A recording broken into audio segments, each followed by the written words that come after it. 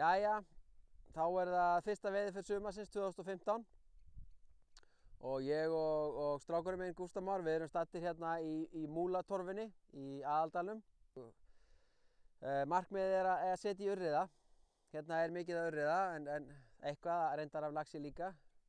En þetta svæði algjör gullnáma þegar kemur að þurrfluguveiði. Og það var svona það sem ég var að vona væri að gerast í dag, væri það að fiskurinn væri að koma upp í yfirborðið. En það búið að vera frekar drungalegt yfir í dag, þó það hafi komið smá sólarglæta á milli, þá búið að vera kalt, 7–10 gráður lofthiti og áin hún svona 14–15 gráður. Þannig að við höfum ekkert verið að sjá í yfirborðinu. Ég sá enga yfirborðsstöku, enga hreyfingu í yfirborðinu í dag. Þannig að við ætlum svona kannski að hætta frekar snemma og tíu okkur heim.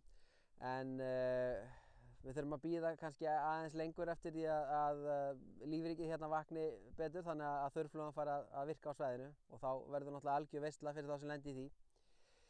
En Múlatorfan, fyrsta veiðiferð sumarsins 2015, það allavega komin fiskur á land og það sem kannski gerir þessa ferð eftirminnilegri en margar það að við fórum aðeins í gegnum veiða sleppa, ég og strákurinn, og það gekk vel og fiskurinn fekk líf og allir sáttir, og þannig að það svona eitthvað til að muna eftir, ákveðið þroskaferli, en meira síðar.